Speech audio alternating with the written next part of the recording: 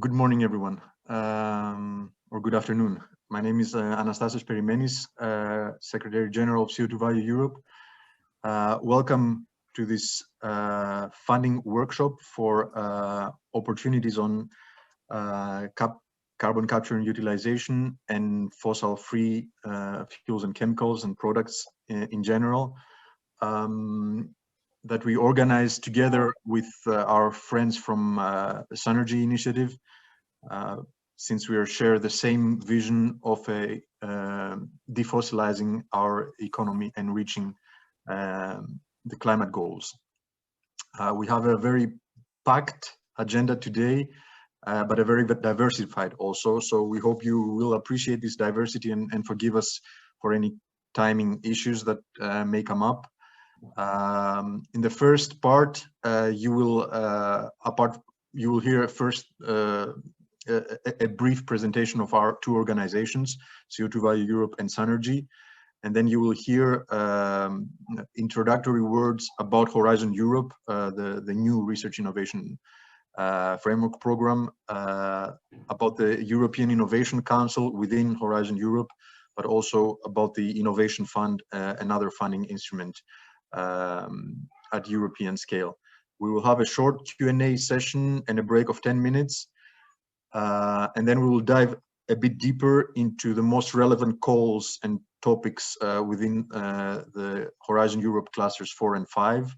And we will hear about some project ideas from some stakeholders,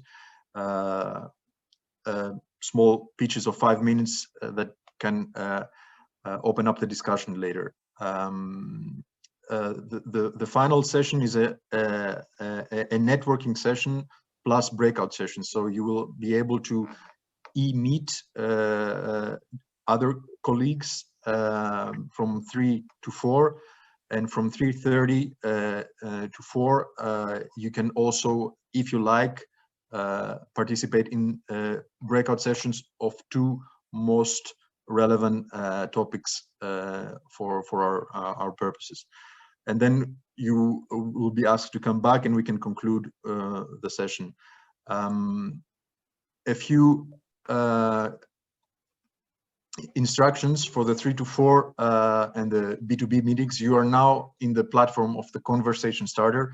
You can go to browse and you can use filters and send invitations, because you can still organize meetings until 4 o'clock. At that point, the platform stops being able to address meetings, but you can still exchange contact data. And all your scheduled meetings can be found if you click under agenda and open your video call. You can do that from 3 to 4. From 3:30 to 4, there are breakout rooms. You can see the breakout rooms and you can join the breakout rooms if you click on the webinar on the banner, and then you can join the breakout room that is most relevant for you. You have to allow your access to microphone and camera to be able to join, and then come back to our closing session, so to the general conversation starter platform. That's it on my side. I hope you will enjoy. If you have any kind of questions, please use the Q&A part and address your question, and we can take it up in the corresponding place. Without further delay, I will give the floor to Celia Sapar, Director of Communications and Climate Science at CO2 Value Europe, for a brief presentation of CO2 Value Europe. And I wish everyone to enjoy this workshop. Thank you, Anastas. Can you unshare your screen, please? Yeah.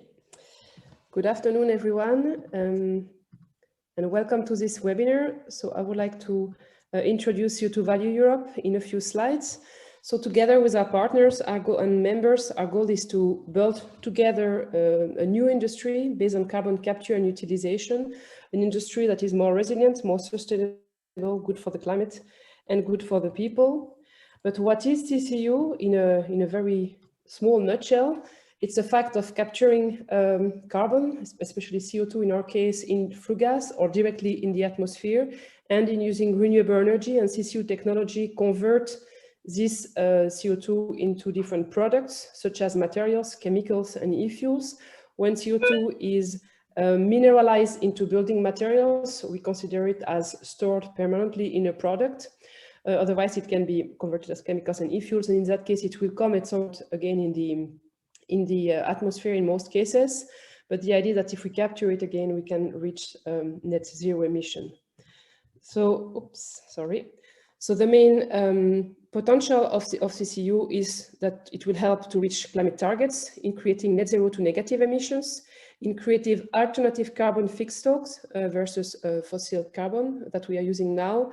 It helps supporting circularity and waste management. For example, in using CO2, which is a waste, together with industrial waste, we can create building materials. This is a typical example of carbon circularity, but also a more general circular economy. It helps also supporting the transitions toward a more sustainable and resilient industry, and also the transition toward more renewable in storing energy and being able to transport renewable energy. So at CO2 Value Europe, we are the recognized organization in front of the EU authorities, representing the whole CCU community, and we really take together all the different stakeholders from the complete CCU value chain and across the different type of industries. So here upstream, we have the CO2 emitters, we have the low carbon and energy, especially renewable energy providers, we have the raw material and waste providers as well. And in the center, and this is really our DNA, we have the technology developers, so what will convert the CO2 into products.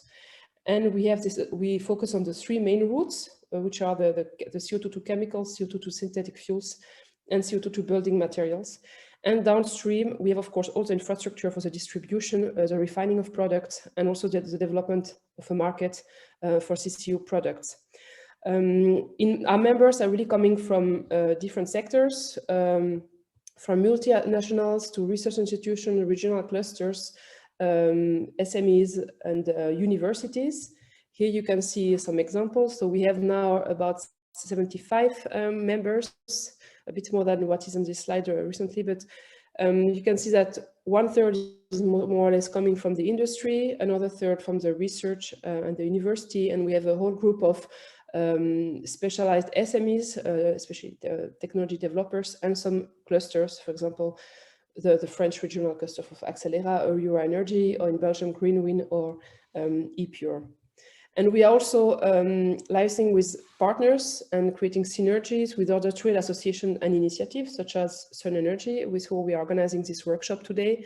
And we also work with other associations, for example, our little sister CO2 Value Australia, or the Global CO2 Initiative, also working in CCU in the United States.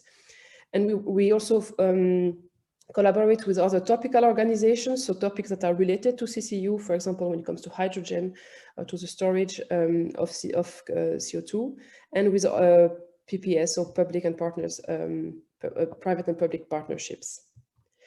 We are focusing our activities around three main pillars. The first one is at creating really a knowledge hub around CCU. So not only on the technical and on the scientific part, but also on who is doing what. So the idea is really to really gather knowledge on what is happening in CCU, and not only on purely the technology.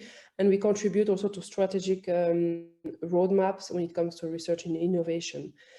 The second part, and I think this workshop will be part of this activity, is that we help project to go to one scale higher towards commercialization, and we help the innovation in trying to connect the partners and help them access EU and private fundings. And we also participate in EU projects. We are participating right now in 5 EU projects, especially on the communication, dissemination, standardization, and regulatory part, and sometimes also the risk assessment part when it comes to CCU.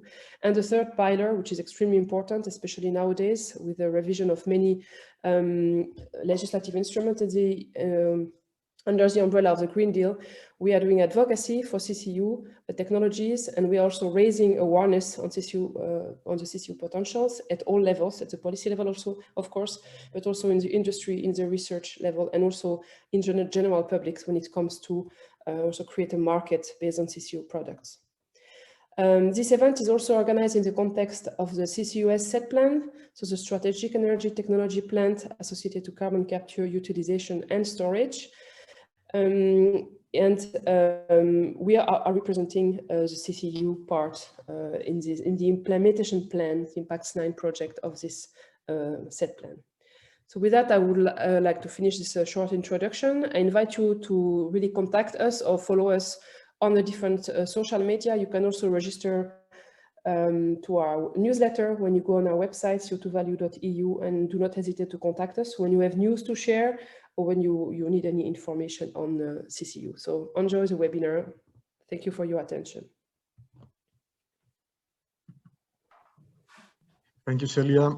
I will go directly to Professor Bert Beckhuizen from Utrecht University, the coordinator of the SUNERGY initiative.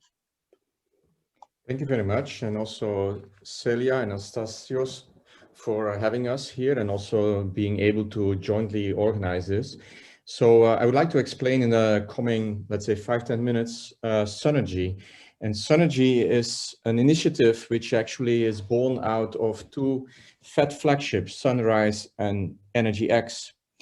And we have the ambition to make a large European research and innovation initiative in the field of renewable energy, storage and conversion.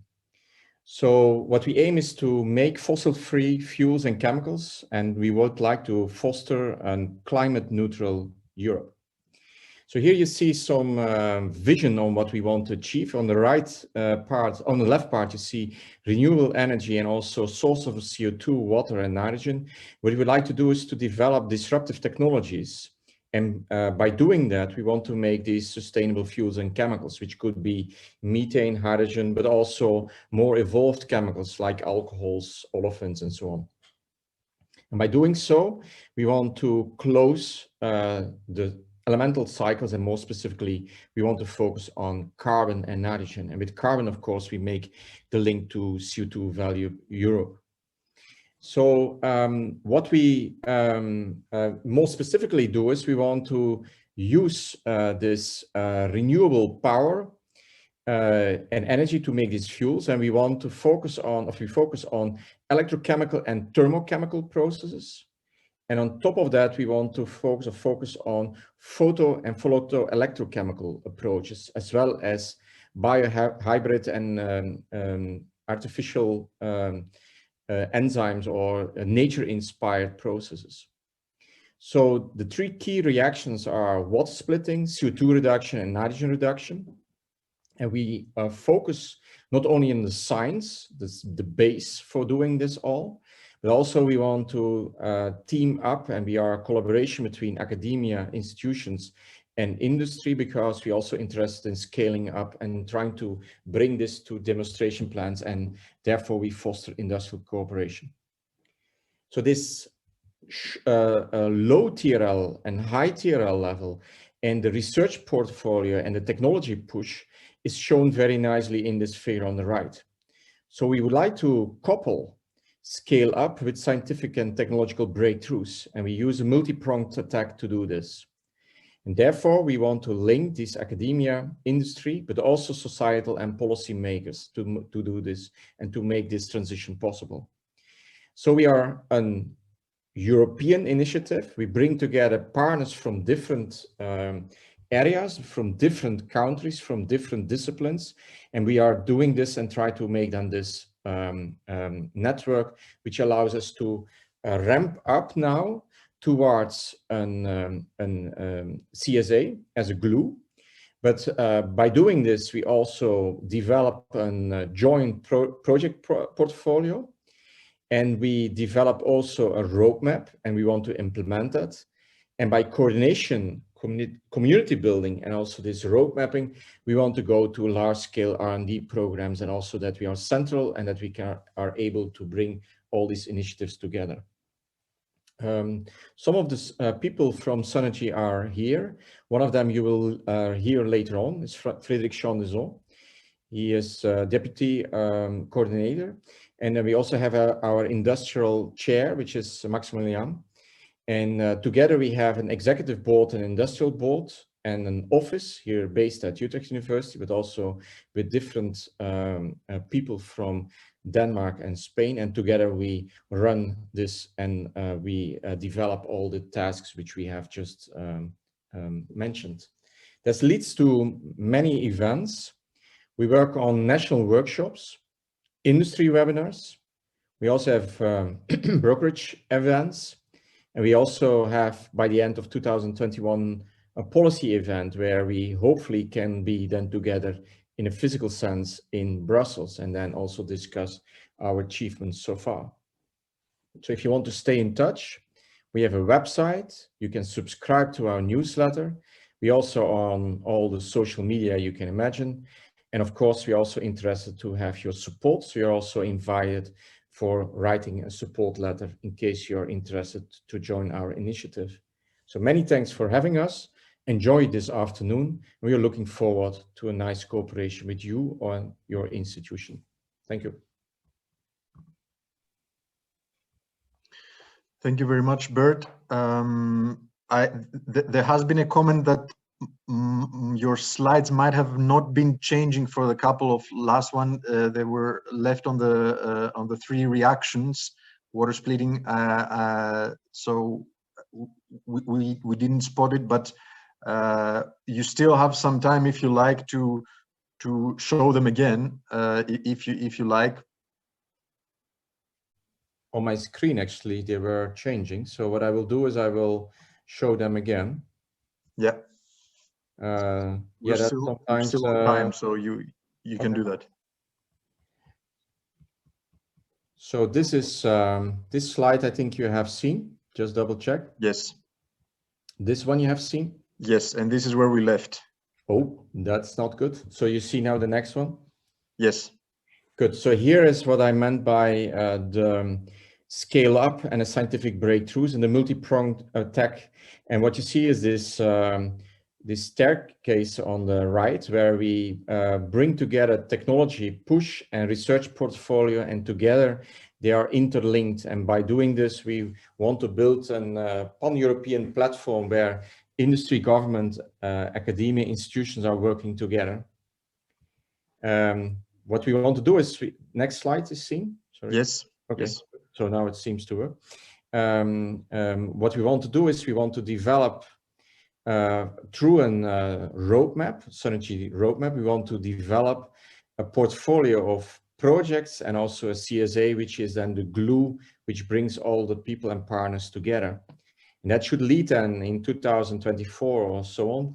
We want to develop large-scale R&D programs, but also really try to implement the technology and scientific breakthroughs into real concrete installation across Europe. That means not only piloting, but also hopefully that it will be picked up by industrial partners. Our organization, just double check, next slide is seen. Yes. Okay. That this is our structure. We have actually an executive board, an industrial board, a coordination office, and that is all bringing together then to steer and help the SUNERGY community.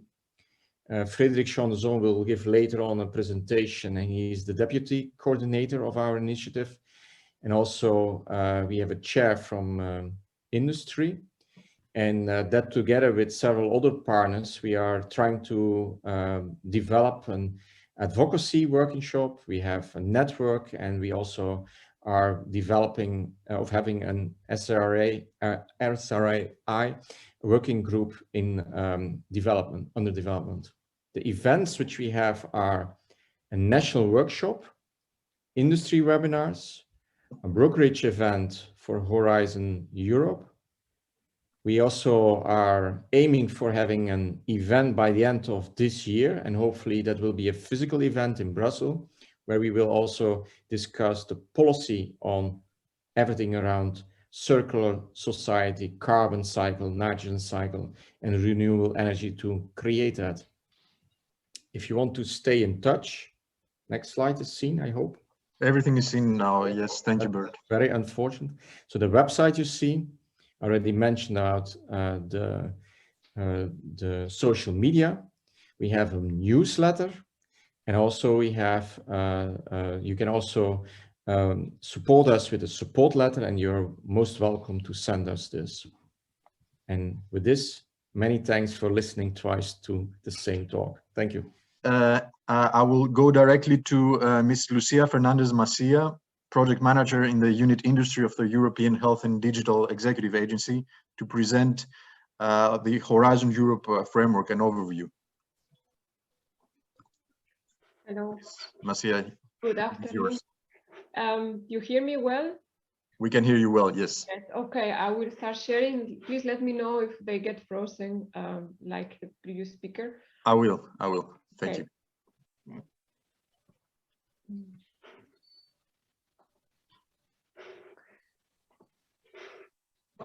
So good afternoon, everybody, and thanks for inviting. Well, Soren Bogat, who couldn't come today because he's ill, and so I took his place. I work with him in the unit industry in ADEA. So as you know, Horizon Europe is the most ambitious European R&I program, which exceeds the Horizon 2020, and it will run from 2021 to 2027. And as you know, we are close to the final adoption of Horizon Europe and the first work program 2021-2022. Horizon Europe tackles climate change, helps to achieve the UN's Sustainable Development Goals, boosts the European competitiveness and growth, and it also supports the creation of excellent knowledge and technologies and optimizes investment impact within a strengthened European research area. Our knowledge and skills are our main resources. While we are very good at producing excellent research, Europe can do better at transforming that research into innovation and entrepreneurship. We must ensure that Europe produces world-class science. We must remove barriers to innovation and make it easier for the public and private sectors to work together in delivering innovation. At this stage, I guess you are all, or most of you are familiar with the structure of Horizon Europe. It is largely inspired in Horizon 2020. Horizon Europe is divided into three parts or pillars. Pillar 1 supports excellent science with the goal of maintaining and reinforcing the excellent science base in Europe. Pillar 2 tackles our global challenges and strengthens industrial competitiveness. And Pillar 3 fosters breakthrough innovation in order to boost innovation capacity in Europe. In December 2020, the European institutions reached a political agreement on Horizon Europe and set its budget at 95.5 billion euro, including 5.4 billion from Next Generation Europe, the program within the Recovery Fund. With this budget, Horizon Europe is the largest transnational R&I framework program in the world. Horizon 2020 has been a successful program, but of course there are lessons learned, and from those the key novelties of Horizon Europe inspired, such as the ones you see on the slide.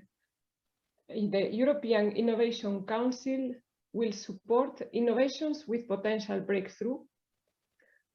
5 missions will be part of Horizon Europe. Missions are sets of measures to achieve bold, inspirational, and measurable goals within a set time frame and which are relevant for a significant part of the European population. Those are healthy oceans, cancer, adaptation to climate change, climate neutral and smart cities, and soil health and food. There is a new approach to partnerships, which will be objective-driven and more ambitious. Partnerships with industry in support to European policy objectives. Open science principles will be applied throughout the program, and extended association possibilities will be set to strengthen the collaboration between member states and beyond. Also, there will be initiatives to spread excellence like mobility or recognition of participation, etc. European framework programs are proved to be powerful for research and innovation impact. In particular, Horizon 2020 showed to have a high international capacity with more than 150 countries participating, proved to deliver quality results with 3 times more often cited publications among the top 1% cited publications, also proved to be a flexible program with almost 50 million euro mobilized 1 week after the first case of coronavirus in Europe at the beginning of February. Also, the Horizon 2020 delivered on the Sustainable Development Goals with 84% of investments tackling Sustainable Development Goals and 30% addressing climate change. Horizon Europe will focus on science and technology, but also on society and economy. It will fuel European scientific and technological excellence and strengthen the European research area. Horizon Europe will tackle policy priorities, including green and digital transition and sustainable development goals. And it will boost Europe's innovation uptake, competitiveness, and jobs. More concretely, on Pillar 2, Pillar 2 has a budget of 53.5 billion euros and includes 6 fixed areas or clusters within which collaborative projects within topics will be funded. The topics of the upcoming work program 2021-2022 are prepared in line with the strategic plan 2021-2024, which defines the key strategic orientations for the first 4 years of Horizon Europe. This strategic plan has been prepared following an ambitious co-creation plan, including member states, the European Parliament, associated countries, stakeholders, and general public.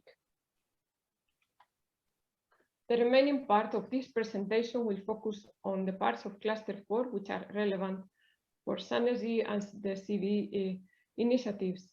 The team of the unit industry in ADEA with Soren Bobat has been indeed very involved in the preparation of parts of Cluster 4 next work program 2021-2022. So 3 drivers will transform our industry, support SMEs, and keep Europe sustainable and competitive. They are the green transition supported by the European Green Deal, the digital transition supported by the Euro-use digital strategy, and the competitiveness of the global stage. Cluster 4 addresses some of the research and innovation priorities to support a sustainable recovery and further accelerating the twin green and digital transition to ultimately leading to a climate neutral and green Europe fit for the digital age. The vision of Cluster 4 is to foster competitive technologies, respecting the boundaries of our planet and reflecting human needs. Cluster 4 addresses climate neutral, circular and clean industry, industrial and digital transformation, a major contribution to inclusiveness and resilience. In December 2020, the budget of Cluster 4 was agreed at about 15.3 billion euro, including the Next Generation Europe. For the work program 2021-2022, the programmable budget is about 3.4 billion euro. Cluster 4 is divided into 6 destinations, which you can see on the slide. And for the remaining slides, I will focus on the first two destinations, which are also relevant for SUNERGY and CVE. Lucia, if I may, Yes, you have 5 minutes. Okay, yes, Okay. it will be fine. Thank you. Yeah, so expected impacts are set for each destination to which the expected outcomes of the topics will contribute. For destination climate neutral, circular and digitalized production, the relevant expected impacts are the creation of a new green, flexible and digital way to build and produce goods, setting out a credible pathway to contributing to climate neutral, circular and digitalized energy intensive industries, to increase productivity, innovation capacity, resilience, sustainability and global competitiveness of European energy intensive industries, and to contribute to a substantial reduction of waste and CO2 emissions. As indicated earlier in the talk, the Work Programme 2021-2022 has not been officially approved yet. So some of the information regarding the topics might be subject to modifications. Within this destination, the first destination, topics identified as relevant are related to industrial urban symbiosis, carbon capture, utilization, and electrification and use of renewables in process industry. And those are in the sections hubs for circularity, enabling circularity of resources, and integration of renewables and electrification, and are connected to the partnerships processes for planet and clean steel. For the second destination, increased autonomy in key strategic value chains for resilient industry, the relevant expected impacts here are sustainable by this, to achieve new sustainable by design materials with enhanced functionalities and applications, the leadership in producing materials that provide solutions for clean, toxic pollutant-free environment, decarbonizing industry and safeguarding civil infrastructures, and the leadership in circular economy that strengthens cross-sectoral cooperation along the value chain and enables the transformation of business models. Within this destination, the relevant topics for SUNERGY and CVE are in sections green and sustainable materials, and materials for the benefit of society and the environment, and materials for climate neutral industry, such as topics related to the creation of an innovation community for solar fuels and chemicals, advanced materials for hydrogen storage, electrically heated catalytic reactors, membranes for gas separation, or safe and sustainable by design materials.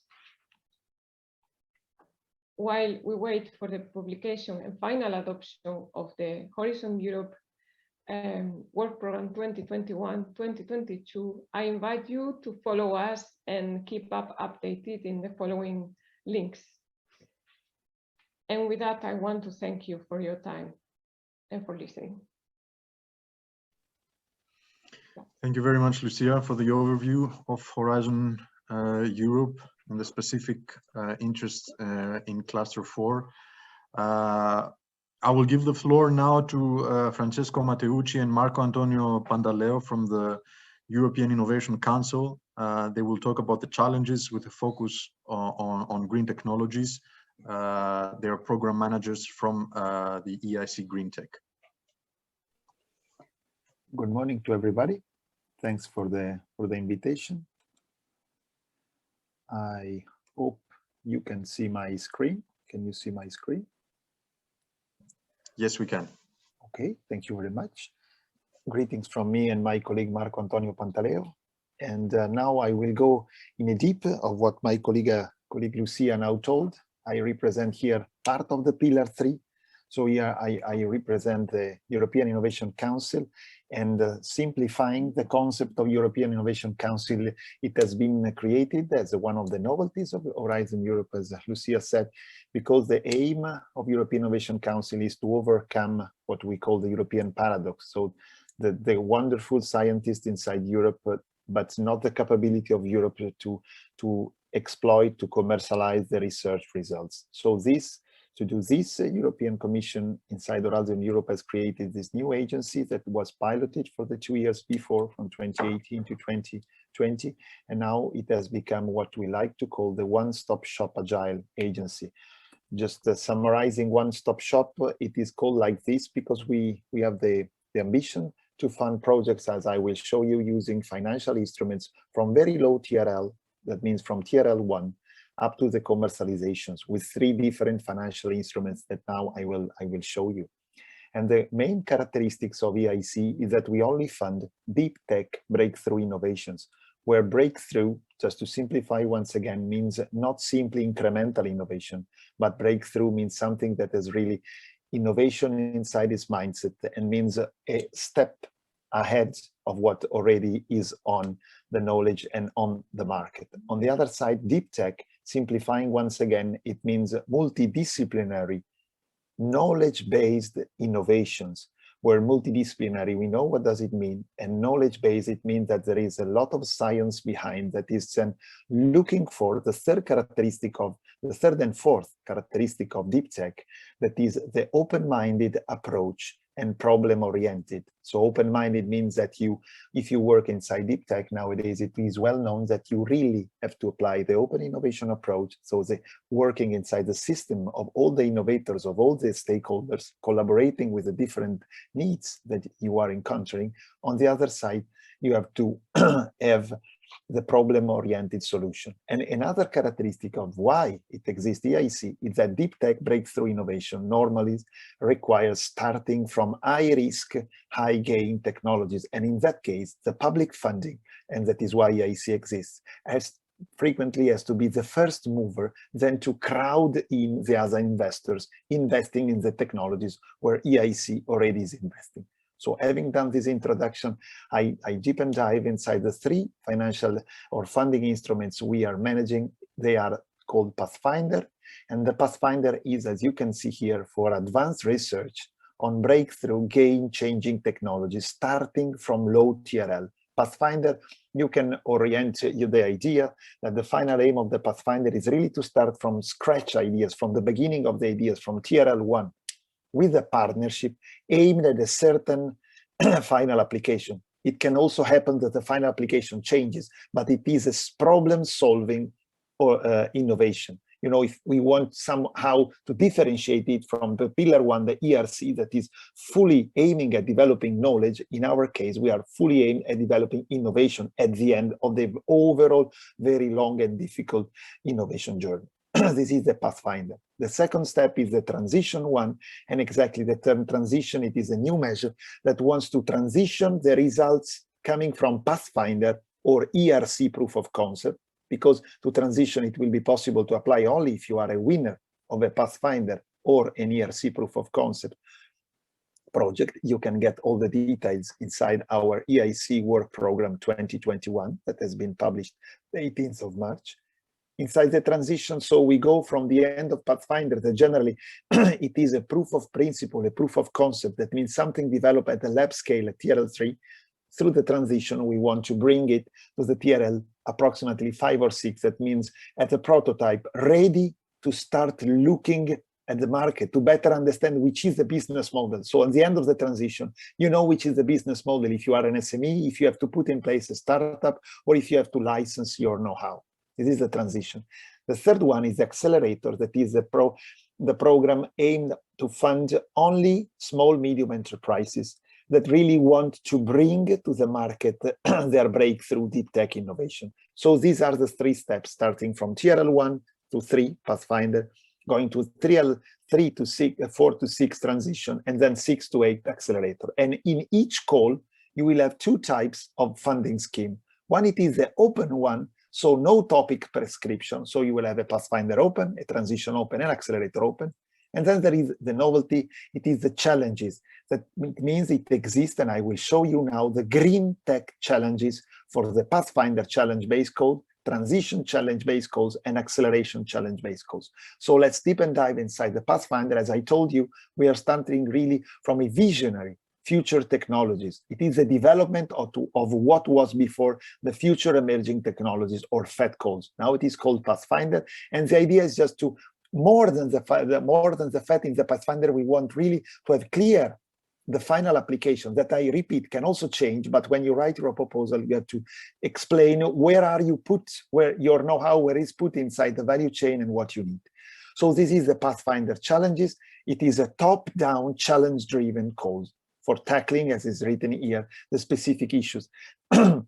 This is linked to the portfolio approach, where portfolio means grouping the different projects of the challenges inside a portfolio, and grouping means clustering and making all these portfolios work together and collaborating with other initiatives, once again to facilitate the innovation journey. The 2021 challenge-based call for Pathfinder will be on novel routes to green hydrogen production, where novel means not ever experienced, and linked to the broad sense of hydrogen generation technologies, ranging from biochemical process, electrochemical process, biological process, mechanical process. The important is to put in place the multidisciplinary, as is written here, and cross-sectorial approaches.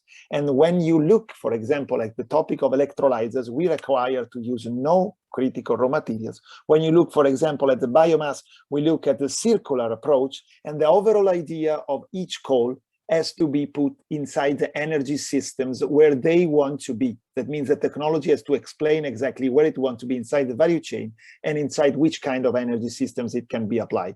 For all the details on Pathfinder, and at the beginning of June, within the 15th of June, it will be published the challenge guide. That is a document where you will find all the details on what we would like to see written inside the project proposals.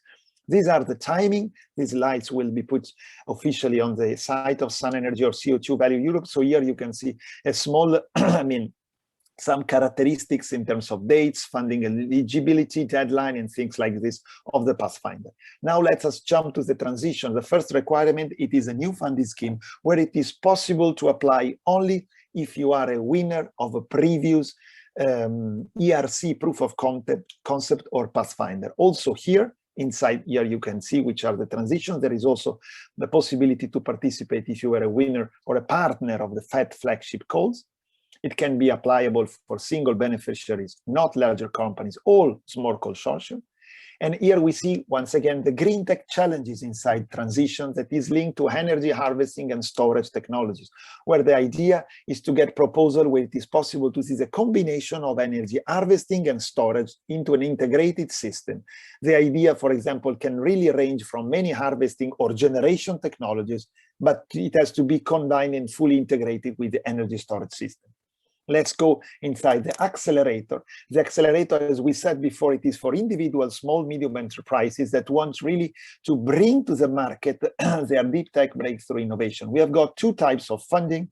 One, it is a typical grant, and the innovation is the putting in place since July 2020 of the equity through a venture capitalist. In fact, it exists an EIC fund. So when applying, you can ask not only for the grant, but also for the equity. Once again, here we see the accelerator challenge-driven call. We see that this is a broader call in terms of the challenge-based call. You can see that it ranges from 4 different topics.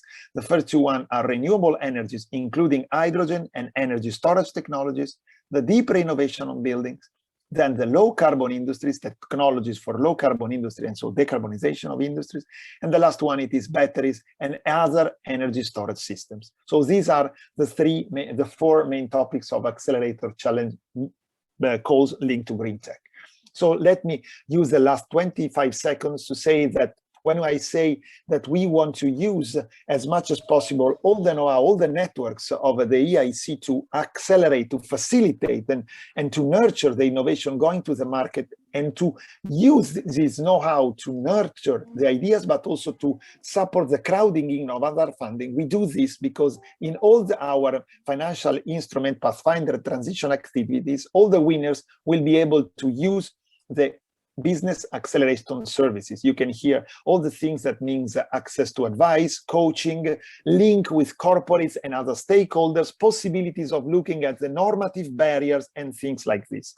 Last but not least, let me shortly introduce what the program managers are doing. That means what me, Marco, are doing in the green tech and what other my colleagues are doing in the health tech. It means that we are grouping the ongoing projects in portfolios. We call them thematic portfolios. And this is the first job. We put the hands-on approach in practice. That means we try to nurture and to facilitate the grouping of the different projects working together to a common final aim of making money from the research results. Then the second, our job is to develop and put in place each year the challenges. So the challenges you have seen has been decided by the program managers, by Marco and me, after obviously having discussed this with the open community. And the third one is to be an SC ambassador, as we are doing now, discussing and trying to, once again, to promote our funds. In an example, these are the thematic portfolios we identified in the Pathfinder projects ongoing. You can see these are very broad topics. Consider that in each of these topics you can find in between 5 to 15 projects ongoing, and so we are grouping. I've seen that also between the participants in this meeting there are some Pathfinder winners projects that are part of these thematic portfolios, and we ended this thematic portfolios group in the last days. Thank you very much. Thank you, Francesco. I'm sorry to force you in 10 minutes to go through such an extensive scheme, but the overview was perfect. I will jump directly to another funding scheme of high importance outside of the Horizon Europe program, but still very important, the Innovation Fund with Maria Velkova, Policy Officer on Finance for Low Carbon Innovation at DG Klima. Thank you, Anastasius, and thank you for the invitation to present the Innovation Fund to this audience. It's listening to the previous presentations, actually my presentation will build really quite nicely, because the Innovation Fund, if you could move to the next slide, the Innovation Fund actually will help all those innovations which have been supported at lower TRL to scale up. So what we are aiming at with the Innovation Fund is to support large-scale demonstrations and first-of-a-kind technologies that reduce greenhouse gas emissions. So unlike the programs you heard about before, our focus is really emission reductions, and not surprisingly so, as the fund is actually generated by revenues from the EU emission trading scheme, and it is DG Climate Action managing it. But reading about it or hearing Innovation Fund, you may think it's about everything. It is about a lot of technologies, but not about every possible innovation, just to be clear on that. But in any case, the audience here today, I believe all of the participants most probably will find their place in our program. So the Innovation Fund actually is aiming to support mostly these technologies that reduce emissions in industry and energy sectors. So we can support renewable energy, any innovation almost in energy intensive industries that reduces emissions, again, energy storage projects, and of course the big family of technologies which are hidden behind carbon capture, utilization and storage. So if you can move to the next slide. The program is slightly different than the predecessor programs you heard about, in that the program is going to run for 10 years, so from 2021 to 2030. And we don't know actually how much money we have. That is also a bit of a surprise.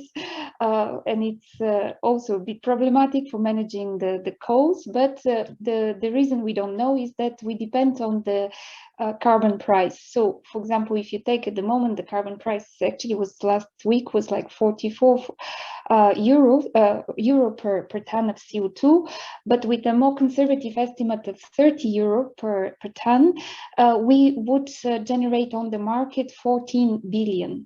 So that mean, but this volume can be bigger.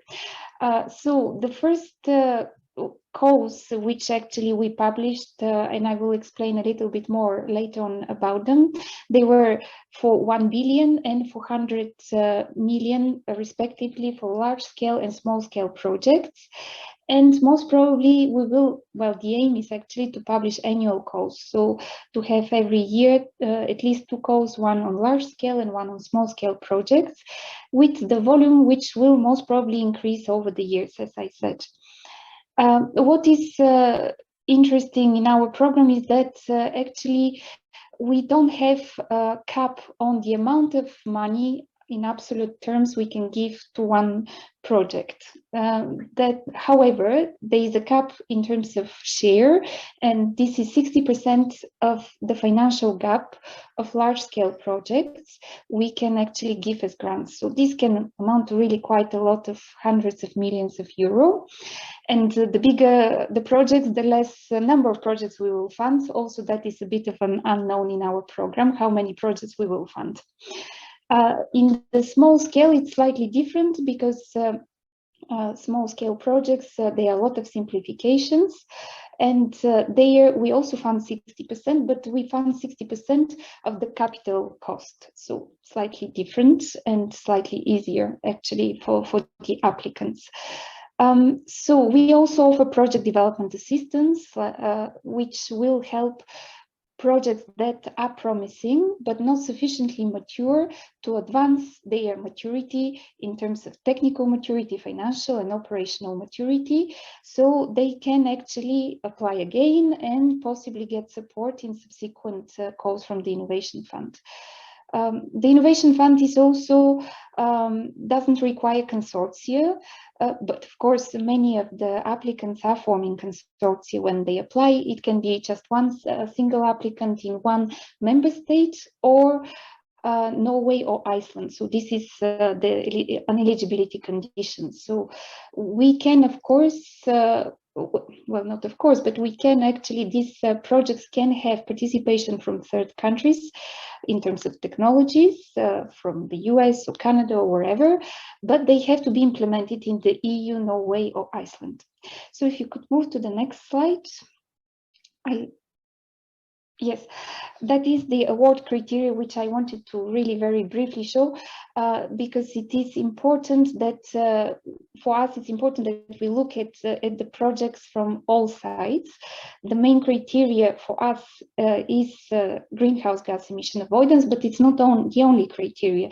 We look at the degree of innovation, which sometimes comes at an opposition to project maturity, because on one hand we look to support breakthrough in innovation, but some of the breakthrough projects are not sufficiently ready for implementation at large scale. And that is really important for us, project maturity, because as I said, we can give hundreds of millions of euro to projects, and we don't want that these projects don't get realized. We don't want to have this money sitting in a bank somewhere while waiting for projects to reach financial close, or not even, well, or taking too much time to reach financial close, or not reaching financial close. So project maturity is a very key criteria for us. We'll look also at scalability, because sometimes there are breakthrough solutions which are very innovative, but maybe some niche solutions which will not have an impact on the market, an impact in terms of significant greenhouse gas emission avoidance, which can happen only with technologies that are scalable. And finally, the final criteria is cost efficiency. So that is the requested EU support per ton of CO2. So if you move to next slide, I know I don't have much time, and I will skip this slide because it's a comparison between the two calls, which I more or less did in my preceding slides while talking about the preceding slides. And I just want to show you three, I think, slides which are a little bit of what is happening so far. As I said, we had 2 calls published, and with the large-scale call, we were really overwhelmed with number of proposals, so 311 proposals received. It is really competitive, and because, in fact, these 311 proposals asked, that's not on the slide, but about 20 2 times more the available money we have. To second stage, we actually pass only 70 proposals, but this is already too many because the competition remains high, because they ask for 7 times more or less the budget. So that's why we are a bit in a hurry to prepare the next calls for proposals. As you can see on that slide, 117 proposals of these, like 311 proposals, pass all minimum thresholds. So all of them are good enough for our investment in principle, but we won't be able to serve more than 20 in the first call. So next slide, please. Then what about carbon capture, utilization and storage? We have actually applications from all parts of the value chain, quite often more than one part, so carbon capture and utilization or carbon capture and storage. Some of the projects actually have also potential for net carbon removals, and what is very important for us is that the carbon capture also happens across the industrial sector. So many different industries are trying to use these technologies to reduce their emissions. So next slide.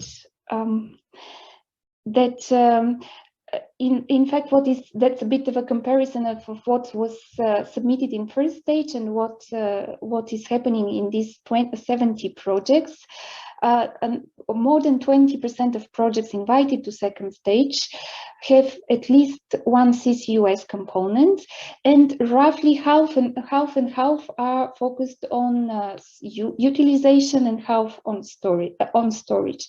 But there are no projects which go ahead which want to do just storage of CO2. So if you can move to next slide, please. And then there's a snapshot of what happened in the small scale coal, which, as I said, is quite of a different sort of a coal, because what I didn't say, the capital cost of such projects are maximum 7.5 million. So this is entirely different types of projects, and this is what we see in the proposals. They are really quite interesting proposals, much more out of the box solutions if you want, much more breakthrough perhaps. A lot of renewables, energy storage, combination of the two, and we have enough actually projects in industry as well. But what I wanted to say for CCUS, technological pathways, is we have less in proportion than in the large scale coal, and perhaps the reason is that 7.5 million euro capital cost is too little for demonstration of these technologies at large scale. So if you could move to next slide, I just wanted to announce that I already said that we're planning the next call as soon as possible, and the deadline, the launch is planned for October 2021. And with submission deadline February 2022. So there is an opportunity for those who are interested to get ready to start preparing their applications, or those that were rejected in the first call to also improve their applications and apply again. Next slide, because I don't think I have much more time. That's the calendar of the current calls. It takes a lot of time actually to evaluate proposals, and we are looking into all possible ways to reduce this time, but the reality is that we have to have a very good evaluation. We have to pick the best projects, we have to be fair, and this takes time. So that is at the end of this year we will be concluding basically the processes for the large scale and the small scale, and we will hopefully have a lot of winners. So do I have another slide? I'm not sure anymore. Yes, the slide with links to all the information about the Innovation Fund. We have put an enormous amount of webinars and recordings and guidance with lots and lots of details to help applicants. So please consult them. We have also a help desk as any other program where we're quite actively answering questions of applicants. So that's from me. Thank you very much, Maria, and thank you to all speakers. We we have passed the, let's say, the 5 minutes of the Q&A, but since there were no Q&A, which is understandable because it's an info session, it's a rather, let's say, overview of the different of those 3 instruments, so it's understandable that there are not many questions, but still the audience now knows who to contact, how to contact, and we can go directly into a break. So I would like to thank all panelists so far.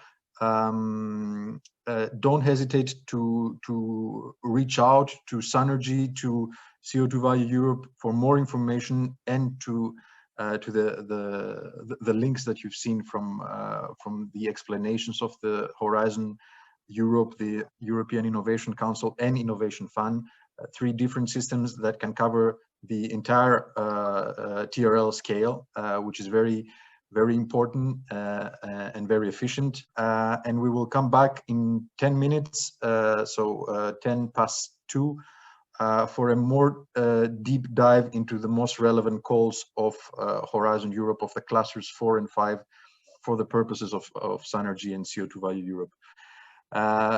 Thank you to the speakers so far, and have a nice break, and see you back in 10 minutes.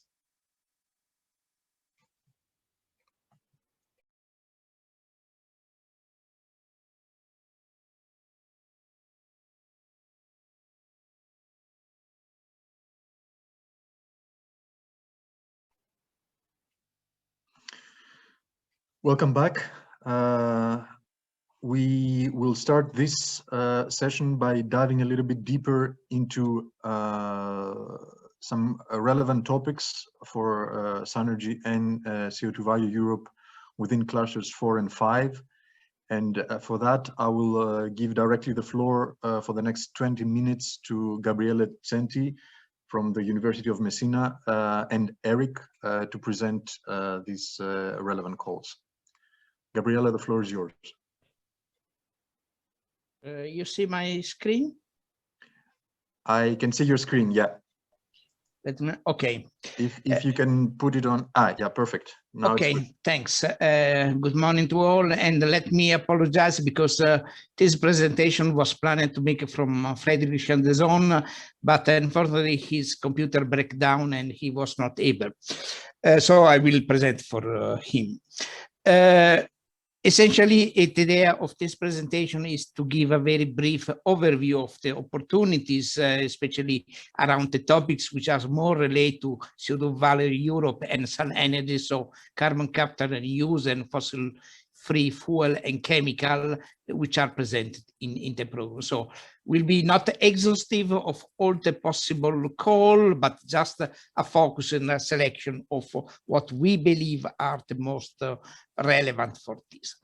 This will be essentially relate to the cluster 4, 5, and 6, this analysis and some aspect related to European Innovation Council. Of course, will not cover systematically all the kind of topics. Essentially, this is a kind of analysis. You see that there are 35 topics related on aspect on carbon dioxide utilization and fossil-free fuels, 20 research and innovation action, 21 innovation action, and 4 coordination and support action. So I think that there is a very impressive amount of call around these topics, something like 900 million euro. Of these, 22 are for this year, and 13 also in the next year. Essentially, mostly of these are related either to Pillar 2 on Cluster 5 and Cluster 4, and on Pillar 2 on Cluster 5, plus some also on Pillar 2 relate to Cluster 6, and 3 also in the European Innovation Council. Very briefly, I think that was already presented, but there are several aspects related to these topics, going from material and catalytic process to storage, photosynthesis, process industry, digital transition, and also removal of carbon dioxide or non-carbon dioxide greenhouse gas, renewable energy, and also circular economy and other aspects. Another interesting aspect is that there is a very broad type of approach, some which are relatively low TRL values, other which arrive up to TRL 8. So there is a very wide coverage of different topics.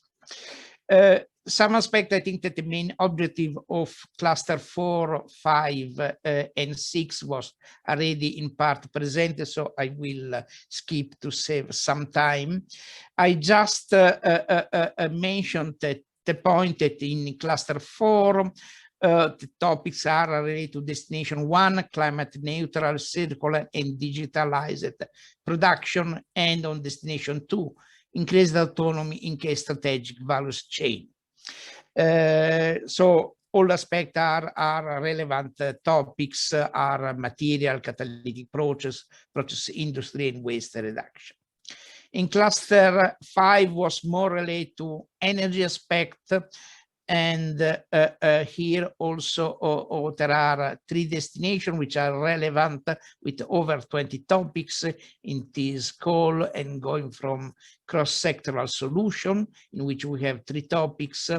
In sustainable security and competitive energy supply, we have many topics, 12 on global leadership. In renewable energy, 3 on energy system, and 1 on cross-cutting issues. So again, this is a cluster where there is a very large presence on topics which are closely related to either carbon dioxide value Europe or to sun energy.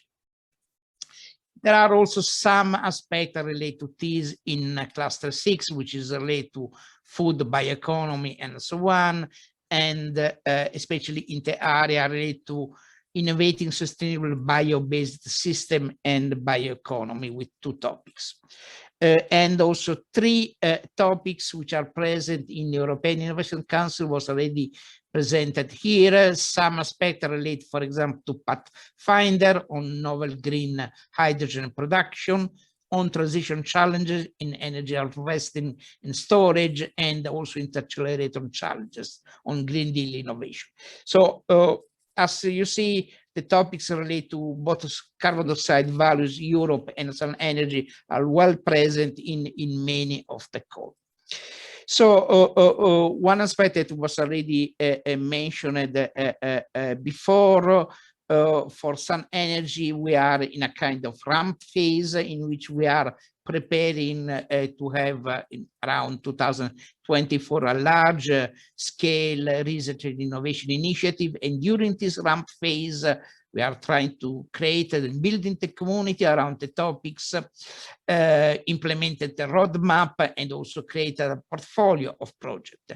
That this serve as a kind of glue on which we can build this large initiative. We have also working in preparing a strategic research agenda, which is still in preparation, and of course derived from previous experience in previous CSR that was part of the constituting the sun energy. We are quite ready in presenting this to the community, and will be a general consultation on this aspect.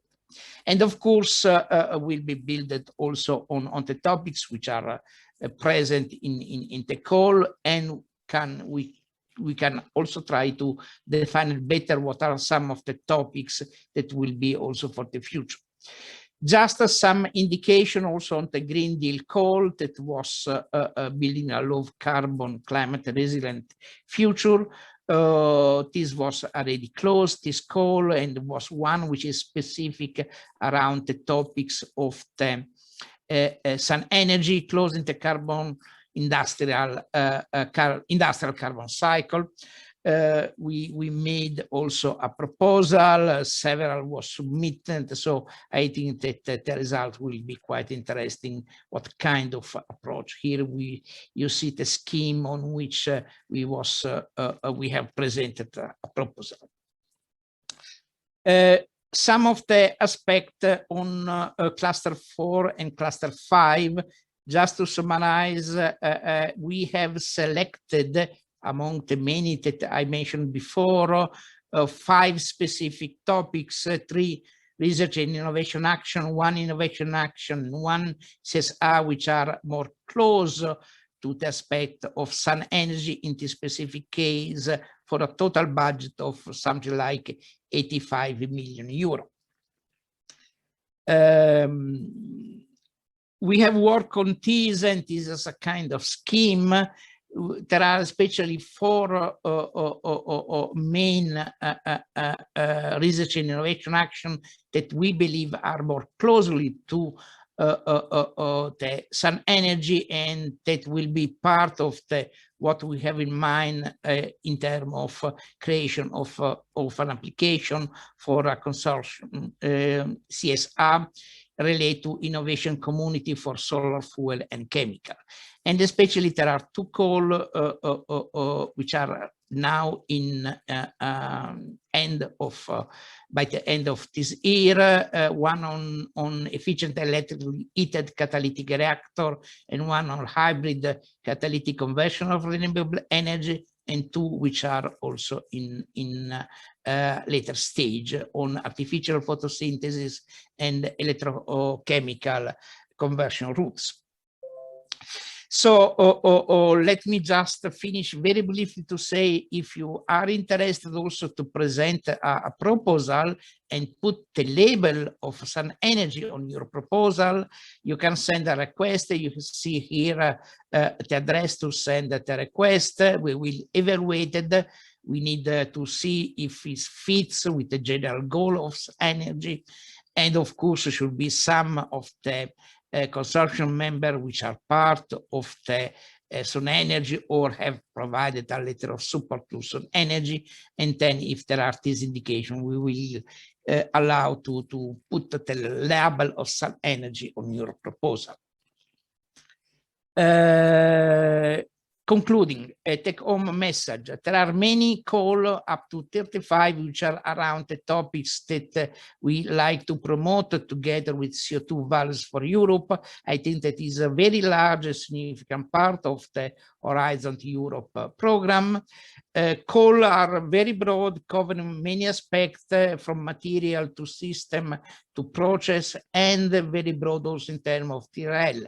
This is an aspect that we believe is very important, because it is necessary to have a very good mix of different TRL and to have a coherent approach around all this. There is the possibility to have a sun energy label for proposal and for selected project to establish synergy with the sun energy ramp-up phase. We are starting also to identify some possibility and topics that we like to promote to have in the next step of the work program, and this will also part of the joint activity that we are like to promote with CO2 value for Europe. Of course, in general terms, also to create a strategic research and innovation agenda to identify the priority to go in this direction and to achieve the goal of both.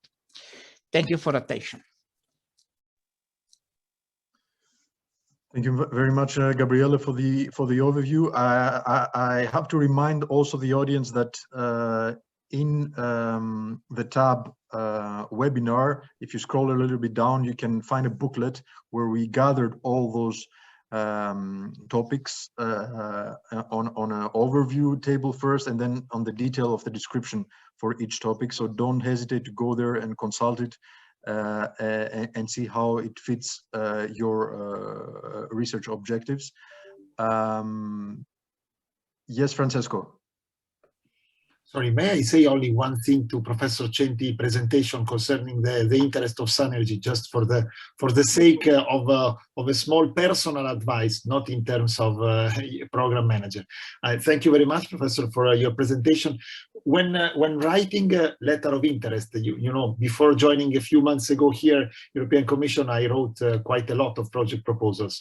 What is now here on the other side of the desk, where I read a lot of proposals, what I would like to suggest, if it is useful for you, is that the letter of interest has to be really clarify why there is the advantage for the project proposal to have SUNERGY as well as all the other potential stakeholders involved. So my small suggestion is, it's good to have letter of interest, but please try to provide it in the way that the evaluator is able to see where is the advantage, not of a piece of paper, but of working with a wonderful organization as SUNERGY or other stakeholders. Sorry. I agree. Exactly. This is exactly the point. What we like is that this is part of the general, well, vision in which we like to go, and how it's possible to realize synergy with other projects. This is where I think that is very important, because otherwise, yes, it's just a label which has no too much meaning.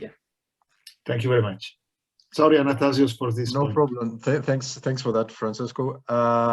We will go now to a rather speedy session with different pitches from 6 institutions, providing project ideas and the potential, the start for the creation of a consortium, for example. So don't hesitate to contact, and this can be taken up later also on the conversation starter. So I will invite one by one. You have 4, let's say 5 minutes. We saved 5 minutes from Gabriela. Thanks, Gabriela, for that. Thank you. Do I share? Oh, yes. Yeah, so my name is Michael Gleeson. I'm working in the Dutch Institute for Fundamental Energy Research, which is based in Eindhoven. Next slide, please. So this pitch is directly related to the topic in Cluster 5 on direct atmospheric carbon capture and conversion.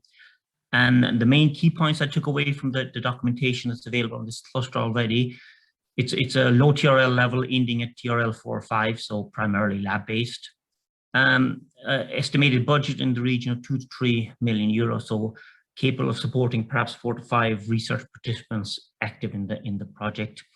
And the emphasis on the text is on conversion, which is, to my knowledge, relatively new in the context of CO2 capture from air. I mean, there are ongoing work, people are attempting to do direct conversion from industrial CO2, but I've not seen any efforts, and this is perhaps the novel aspect in this research project. Also important is that it's an emphasis on elimination, so not utilization. So there must really be conversion. Next slide, please. Just to give you a brief overview of what DIFR is currently doing in relation to direct air capture. We're involved in a project with a small startup company based in Eindhoven, which is developing a DAC prototype. And this is conventional DAC. You capture CO2 and provide a CO2 stream, primarily for storage, but it can be for utilization, but that will be downstream. DIFR's focus within this project is on reducing the energy penalty associated with the regeneration.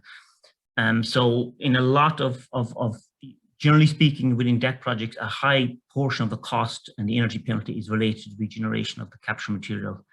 And this is due to the fact that you use a strong binding agent to capture CO2 from air because the input stream is so dilute. So if you then use that energy for conversion, that's probably quite a smart thing to do because you are paying a high penalty in any event. If as part of paying that penalty, you can get a conversion step of CO2 to a more useful project, that would be highly beneficial. Next slide, please. So to give you a brief idea of what proposal we have in mind, we are in contact with a Portuguese research group, and they have developed a molecular catalyst for CO2 conversion. So this is a homogeneous conversion within a solvent phase. What we would like to do is have a project where we explore functionalization of a material and to use that catalyst as the capture agent in that material. And with photoirradiation, realize conversion of the CO2 to CO, or perhaps depending on how the catalysis goes, methane. But we primarily would imagine having photoconversion to CO as a product coming out. So in this case, you get the requirement of the call to do direct regeneration as part of the capture process. Your regeneration is effectively realized by your catalytic conversion of CO2 to CO. Next slide, please. So just in terms of what we would be interested in hearing from, obviously we would be interested in hearing it from any party who would like to be involved in the development of DAC processes. But specifically in relation to this project, we would be interested in hearing from research groups specializing in functionalization materials. So how can we best fix the molecular catalyst that we have onto a material that can be used as a solid support within the DAC process. Our involvement with the Dutch company here, the process they're developing is intended for continuous operation rather than batch mode. So it's based on thin films. So if all goes well, we would like to link a project here with the prototype that they are developing, but that is not a prerequisite. This company would certainly be interested in a project in any event because they're interested in DAC processes and in developments that would make DAC more commercially viable. And obviously, we're also interested in commercial partners who would either be interested in device development or would be potential end users for a viable DAC process that was providing a usable output product. And that's my presentation. Thank you. Thank you very much, Michael, on time. I will directly give the floor to José Ramón Galán from the Institute of Chemical Research of Catalonia. Thank you very much. And thank you particularly the organizers of this meeting, CO2 Value Europe and SUNERGY. I am JR Galán Mascaros from ICIQ, and in this speech, first I would like to share with you what we can offer and then what we can look for beyond some project ideas that I will share with you later. So our institution has a long experience in European funded projects. We have been collaborating in large projects, even coordinating some of them. And we have a broad expertise in materials processing and characterization, from the very synthesis to the material up to the implementation of the material into an actual device. And also we have a device, of course, lab scale device and validation. And particularly we have been devoted to the field of solar fuels. So we have quite some experience in matching the performance and features of renewable energy plants or systems with electrochemical or photochemical production. Of course, what we lack is what we are looking for. Of course, we would like to first to find partners to share ideas and bring successful programs, and particularly end users, industrial partners, and also partners with expertise in scaling up. As this is now a new important part of EIC, looking into the exploitation of the results. This is why we make some stress on the importance of bringing into the board end users for the tentative technology. Next slide, please. I wanted to share with you some ideas. These are general ideas because once for a proposal, I think everybody needs to contribute, and the good proposals are always the result of a good collaboration and a good interdisciplinary or multidisciplinary approach. So these are just ideas where we can offer some expertise. Of course, one of the things we are really interested in photoelectrochemical devices for the production of solar fuels based on CO2. And in this case, one of the challenges is essentially the selectivity and efficiency towards the desired product. We can share with you that we have recently developed PEC devices with high efficiency in CO2 transformations, and we look forward to improve in that area, although we also have quite experience in the OER, oxygen evolution reaction, and also photovoltaics integration. Next slide. Another possibility for CO2 sustainable production of fuels and chemicals would be to substitute this OER, the oxygen evolution reaction or water splitting, by other reaction that is also creating an added value chemical, like in this example, for example, to realize a device able to at the same time oxidize methane to methanol and reduce CO2 to methanol, for example. So both semi-reactions in the device would give a added value chemical as a product, and not like in most electrolyzers, where one of the semi-reactions is lost, typically producing oxygen. So I think those are my 3.5 minutes, and the next slide, it's only to tell you thank you. If anything I mentioned sounds interesting to you, please don't hesitate to contact me. And if I am not the right expert, I will forward you to the right expert in our institution, because we are a chemical institution and we have many interesting things to offer. I'm looking for strong collaboration. Thank you very much. Thank you too, Jose, and also for staying on time. I will jump directly to Eduard Boras from LATAT in Spain. Hello, good afternoon. I'm Eduard Boras from LATAT. We are a research center working on applied research, also located in Spain. And today I will present some of the capacities that we have around the CCU. Eduard, I'm sorry, we cannot hear you very well. No, sorry. I get closer to the microphone now. Can you hear me? Yeah, much better. Thank you. Yeah, I don't know what's happening with the Zoom, but the last two webinars that I had problems with the microphone.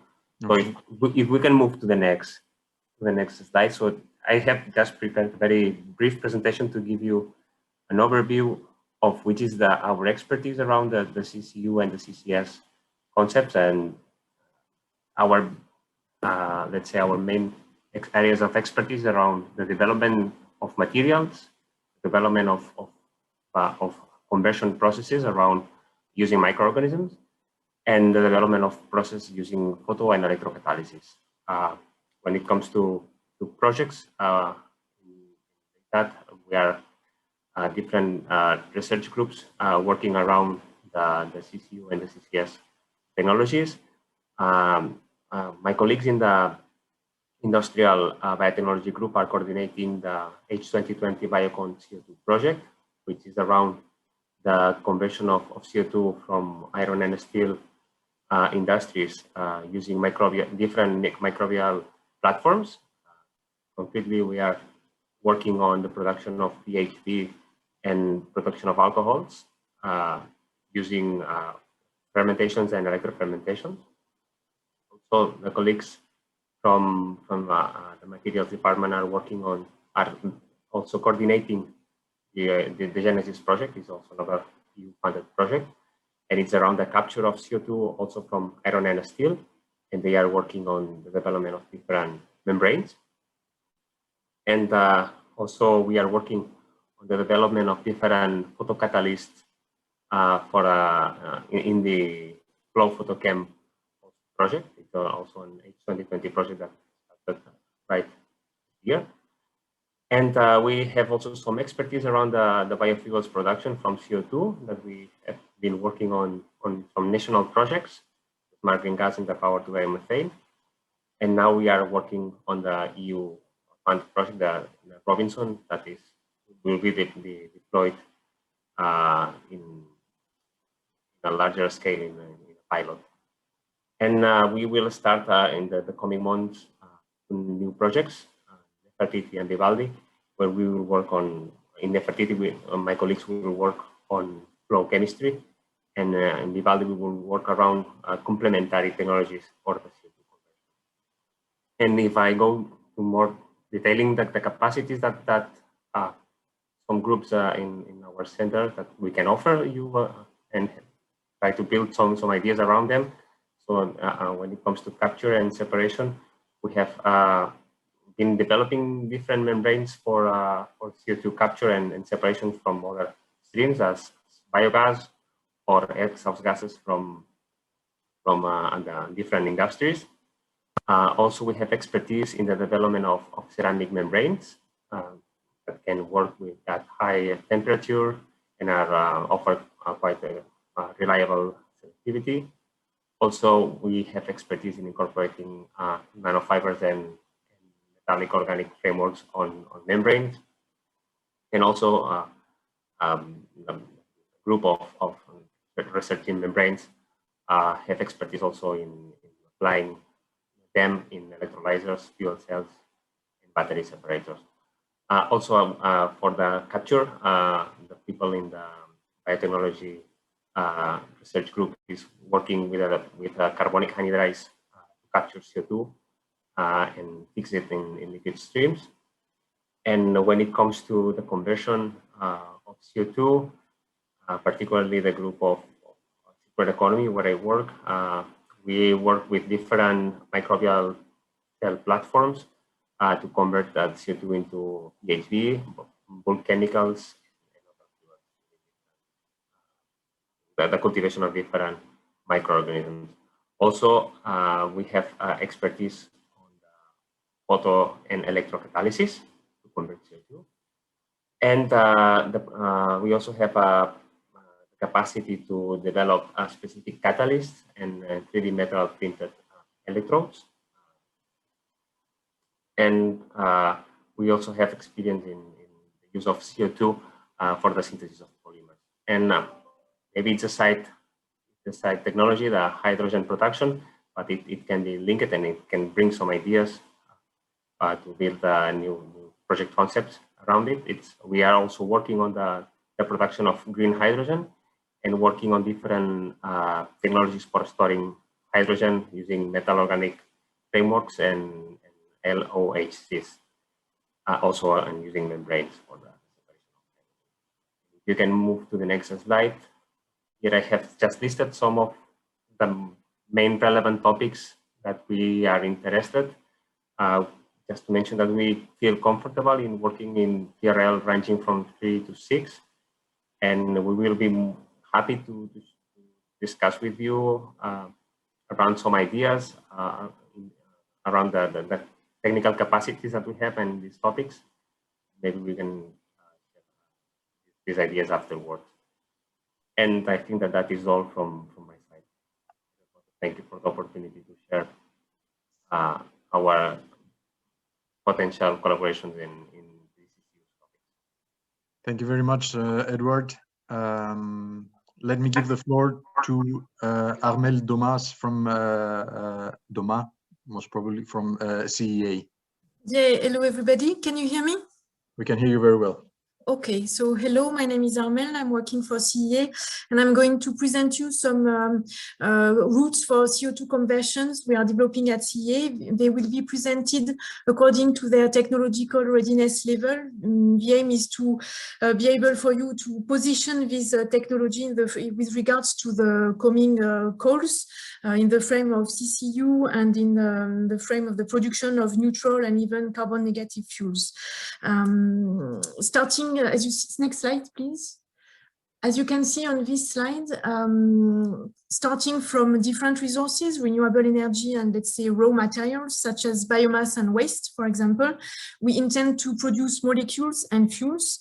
And to this purpose, we are developing different technological components. So on the first block, this is the electrochemistry block. You will see that we are developing electrolysis. We focus on SOEC. This means high temperature electrolysis, and this technology is at the stage of demonstration, and even a technological transfer is ongoing at CEA. Regarding co-electrolysis, it's a promising technology and it is currently being validated at lab scale at CEA.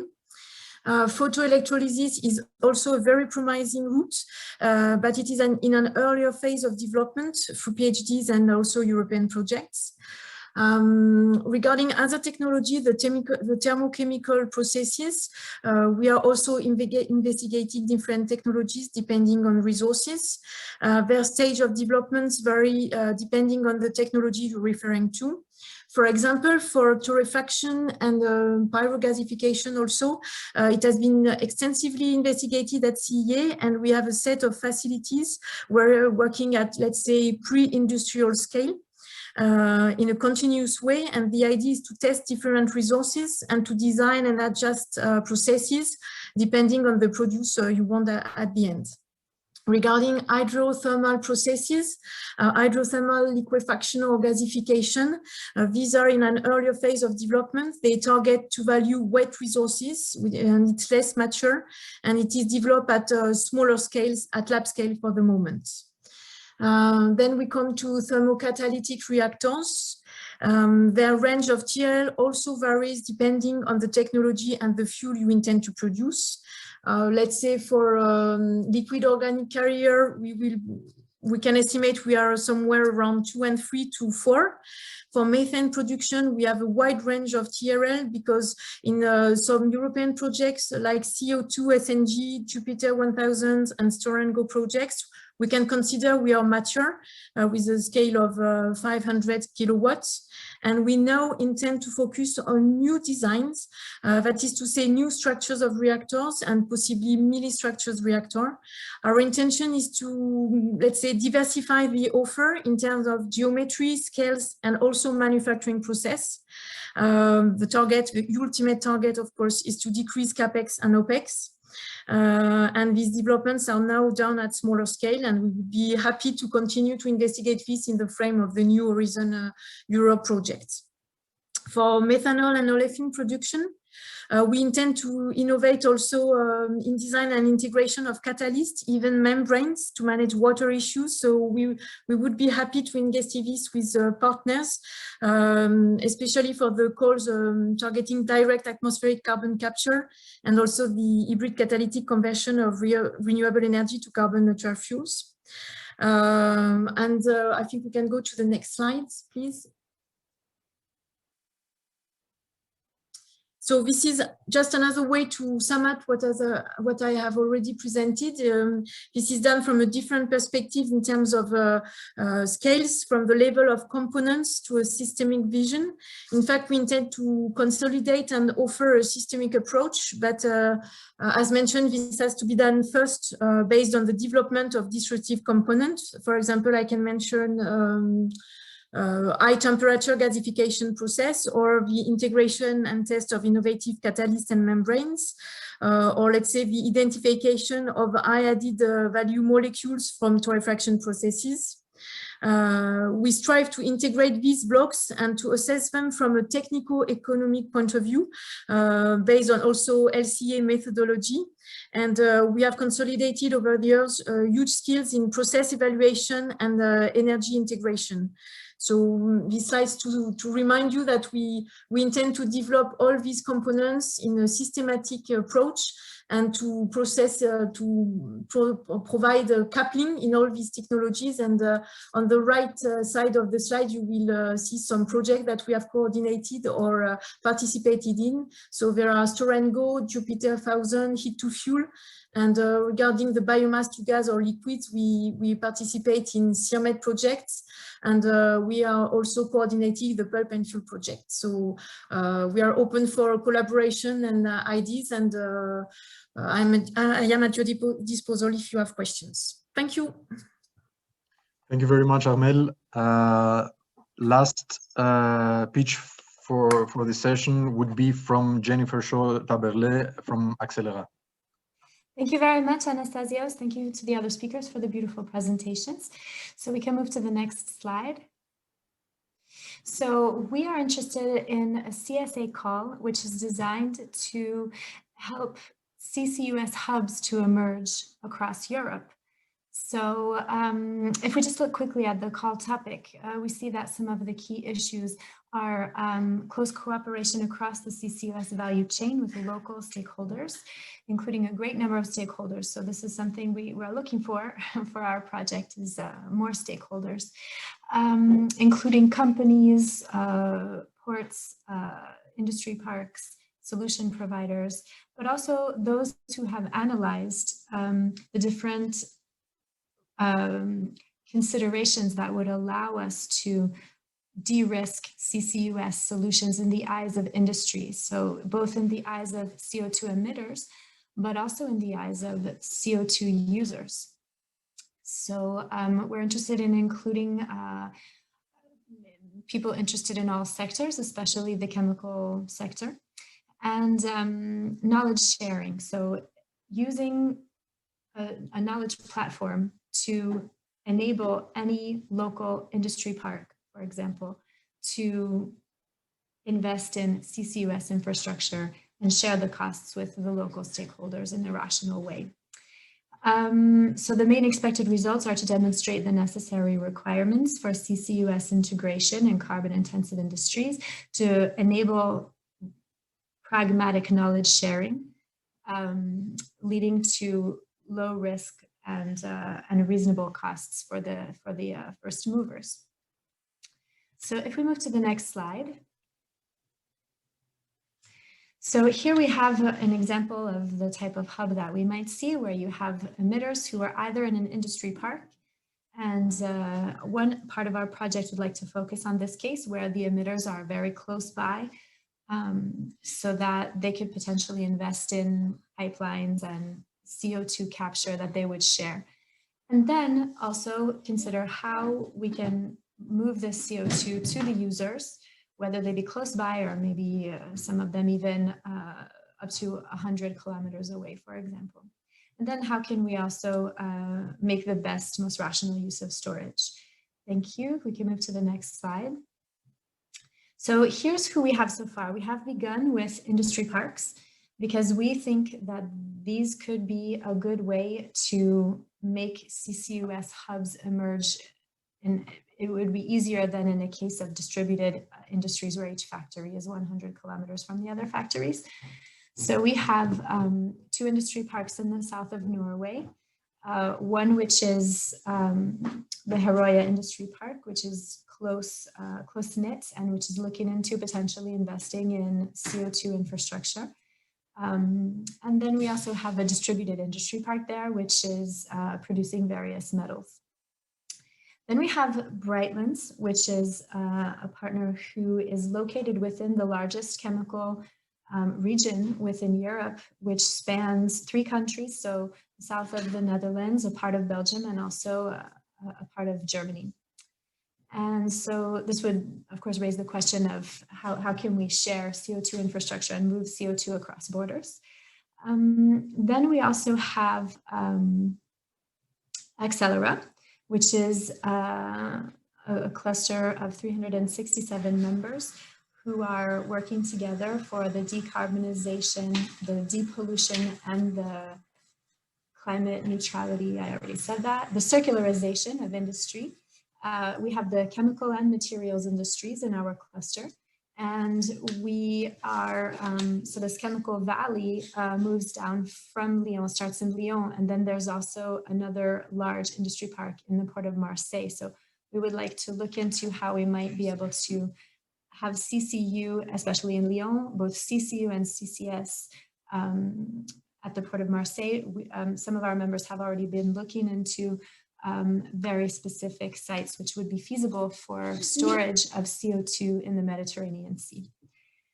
Of course, in Norway, I forgot to mention, but obviously the Northern Lights project is probably the most advanced CCS project in Europe and in the world. And so that's clearly in Norway, industry parks are looking into building CO2 infrastructure in general for CCS, but also since they're so advanced with CCS, it also could facilitate CCU there.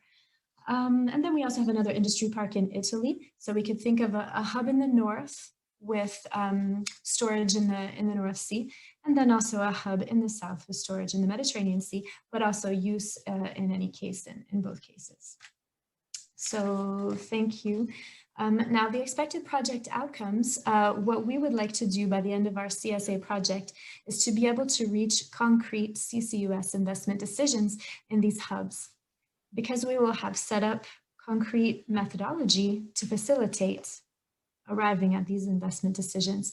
So thanks to knowledge support, business models, information about which technology to select given this different situation within each industry park, how to ensure that these solutions are scalable. Oh, thank you, Anastasios. How to make sure these solutions are scalable. For example, Herøya Industry Park is thinking about building CO2 infrastructure to attract companies there. So what if they do attract companies there and in 20 years they double in size? What do they need to do now to make sure that those CO2 infrastructures are scalable?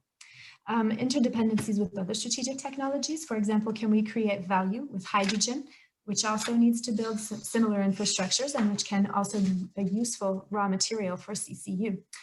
All right, also the difficulties of incorporating CO2 as a raw material by users will be taken into account. Storage issues, including legislation, business models, and CO2 specifications for different uses. Okay, I think that's all I had to say. So now you just have my contact details on the final slide. Thank you very much for your attention. Please feel free to contact me or Christoph, who is at Industrial Green Tech in the south of Norway. Thank you very much. Thank you, Jen, and thank you all the pitches. I will send you directly now to the conversation starter platform. Check your meetings under the agenda, and you can press on open the video call and start discussing.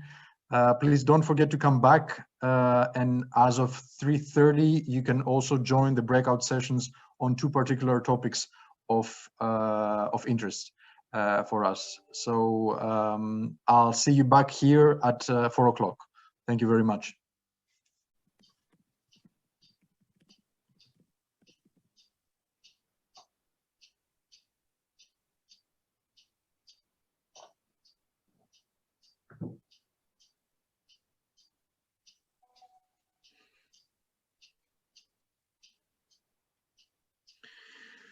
Okay, so we're back. By now, the majority of the meetings should be over, and people are starting to join back into the platform. Thank you for that. We hope that your bilateral meetings were fruitful and they sparked the start of interesting consortia. I hope also that the breakout sessions were fruitful. I will, while people are joining back, I will give the floor to Maximilian Fleischer from Siemens Energy and the chair of the industrial board of SUNERGY for some key messages that we could take away from this workshop today. So thank you, Anastasios. So briefly about my role, it's basically to look for new technologies and to see how we can contribute to bring them into the new energy system. I like this workshop a lot. Basically, three observations. I was in the group working on biohybrid catalysts, and we learned that it's necessary to precisely read EU calls. So there was a request to have dual catalytic systems, and when we want to put a proposal in such a topic, we also have to get a proposal with dual catalysts, not only with ones. To the overall thing, I think the topic what I saw from all today's meeting is of high interest. Besides really the scientific thrill, there's really societal and economic value to go for with this technology. Already mentioned, I hope this brokerage event works up, generating valuable proposals, which will be well received by the European Commission. However, really precisely read what's in the call and decide whether you fit all the objectives. If not, you are doing work which could be better used at other places. But I guess you will get valuable proposals. And for the next topic, in topics coming up in 22, I guess we will have a follow-up event. Finally, let me invite you to join CO2 Value Europe and SUNERGY, because now we have the possibility using these instruments to set the scene what goes on in our European research. We can contribute to set research and development priorities. You can contribute to strategic research and innovation agendas, for example, from SUNERGY via the survey function or get an endorsement letter. So let's use what we started with this, networking to set the priorities, to get our research focused to the right topics, and finally a good outcome. Happy to assist here. Thank you, Max. Also from my side, I will not take more of your time. we hope that it was a useful workshop. We apologize if here and there were some technical issues, but overall I think it was easy to follow from a technical point of view.